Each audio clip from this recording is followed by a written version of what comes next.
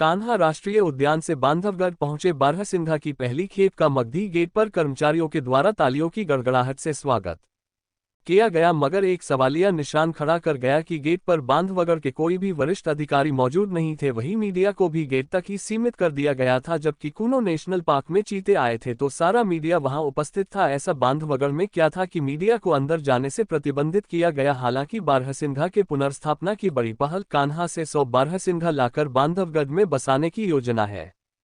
विश्व प्रसिद्ध national park Bandhavgarh tiger reserve से विलुप्त हो चुके बारहसिंघा को एक बार पुनः बांधवगढ़ में बसाने के चुनौतीपूर्ण प्रोजेक्ट पर वन विभाग ने अमल शुरू कर दिया है। कान्हा से बांधवगढ़ पहुंची 19 बारहसिंघा की पहली खेप से इसकी शुरुआत कर दी गई है, जो अगले 3 साल तक चलेगी और 100 बारहसिंघा कान्हा से लाकर बांधवगढ़ में बसाए जाएंगे। इसके लिए टाइगर रिजर्व प्रबंधन द्वारा खास इंतजाम किए हैं। बांधवगढ़ में बारहसिंघा को रखने के लिए मगधी जोन में खास तरीके का 50 हेक्टेयर क्षेत्र में बड़ा इंक्लोजर बाड़ा तैयार किया गया है, जहां इन बारहसिंघा को रखा जाएगा।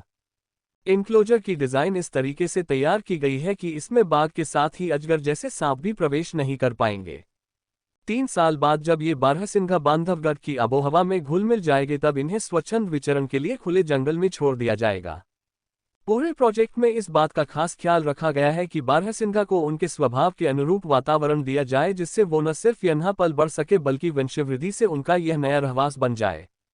जैसे ही बारहसिंघा से भरे हुए खास वाहन कान्हा से बांधवगढ़ पहुंचे तो वनकर्मियों ने मगधी गेट पर तालियों की गड़गड़ाहट से उनका जोरदार स्वागत कर पार्क के अंदर प्रवेश कराया। लेकिन यहां पर ना तो वरिष्ठ अधिकारी थे, ना ही कोई जनप्रतिनिधि था और मीडिया को भी अंदर जाने से मनाही थी। लेकिन पहली खेप में आए 19 बारहसिंघा में 11 नर और 8 मादा बारहसिंघा है, जो अब बांधवगढ़ को अपना नया रहवास बनाएंगे। लेकिन ऐसे गुप्त रूप से कितने बारहसिंघा बांधवगढ़ लाए गए, ये तो मात्र विभाग ही जानता है।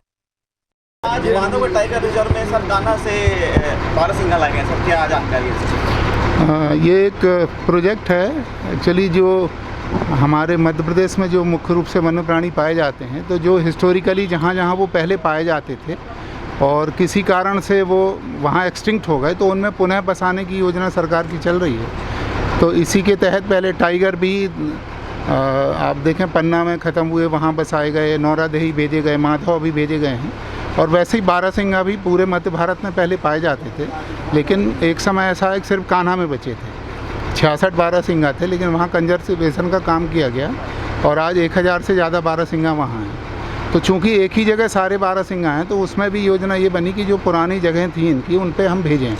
तो प्रयोग के तौर पर पहले वन विहार भेजे गई है, वो प्रयोग हमारा सफल रहा। तो फिर सतपुड़ा टाइगर रिजर्व में सबसे पहले बसाई गई है कान्हा के अलावा, और अब ये दूसरी जगह बांधवगढ़ है जहाँ पे बसा रहे हैं। तो आज उसके हमें 100 बारहसिंघा लाने की केंद्र सरकार से परमिशन मिली हुई है। तो आज पहले चरण में हमने आज 19 बारहसिंघा हम लोग लेके आए हैं कान्हा टाइगर रिजर्व से, और पहले वर्ष में 50 लाना है। तो ये अभी चलेगा आगे और दूसरे तीसरे चरण में हम करेंगे। किस तकनीकी से इनको पकड़ा गया था? बोमा कैप्चरिंग तकनीकी से पकड़ा गया था, क्या इसकी खास बात है? बोमा एक टेक्निक है एक्चुअली। बोमा अफ्रीकन टर्म है।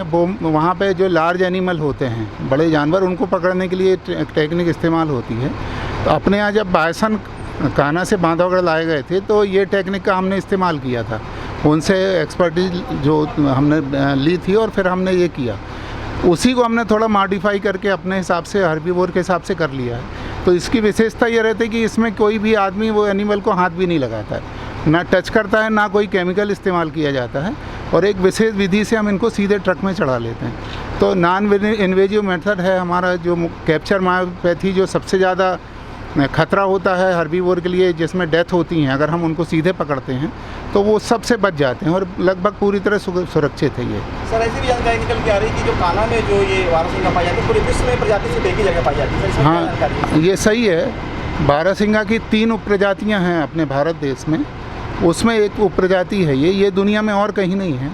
और जैसे मैंने बताया पहले, कभी ये पूरी सेंट्रल इंडिया में पाए जाते थे। एक समय सिर्फ 66 सिर्फ कान्हा में बचे थे, तो उन्हीं को अब बढ़ गए, वो हमने पर्याप्त जो कंजर्वेशन काम किया, तो उन्हीं को हम दूसरी जगह भेज रहे हैं, ताकि एक भौगोलिक दृष्टि से अलग जीन हम तैयार कर लें, और कभी एपिडेमिक कोई हो, ऐसा महामारी फैले, तो हमारी पूरी पॉपुलेशन ना ख़त्म हो जाए। ये और कुछ पूछना? हो गया? ओके।